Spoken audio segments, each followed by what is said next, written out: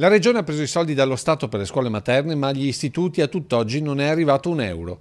A sottolinearlo l'onorevole Simonetta Rubinato, che da tempo segue la situazione dell'istruzione dell'infanzia veneta pubblica e privata. Queste scuole materne accolgono 85.000 bambini veneti.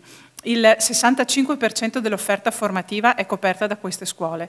In molte scuole non riescono a pagare gli stipendi degli insegnanti in questo momento in cui le rette non entrano perché siamo nelle vacanze estive. Eppure il 27 di aprile nelle casse della Regione sono stati finalmente accreditati 25 milioni di fondi statali che attraverso le regioni vanno destinati alle scuole paritarie. Di questi 22 milioni vanno esattamente alle nostre scuole materne dell'infanzia paritarie.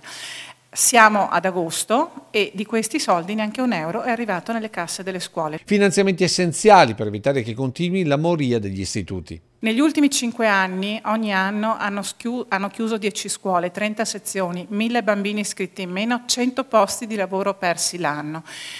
Lo Stato non riesce a sostituire tutte queste sezioni paritarie con altrettante scuole materne statali. Quindi c'è un grande problema per le famiglie, c'è un grande problema anche occupazionale, c'è secondo me il rischio di perdere una tradizione veneta. Sono tra scuole pubbliche e paritarie oltre 85 milioni di contributi ancora non erogati agli istituti veneti, un sistema che non funziona secondo l'onorevole Rubinato, che punta al possibile federalismo scolastico. La Costituzione consente che il Veneto, e lo può fare la Giunta regionale, il Presidente insieme con il Consiglio regionale, chieda allo Stato la competenza primaria, quindi il federalismo, come dice lei, in materia di istruzione scolastica, dalla scuola dell'infanzia fino alle scuole professionali. Il Governo deve aprire il tavolo della trattativa, così come fa con le province autonome, entro 60 giorni. A quel tavolo si discute di quante sono le risorse che il Veneto potrà trattenere per gestire l'istruzione veneta.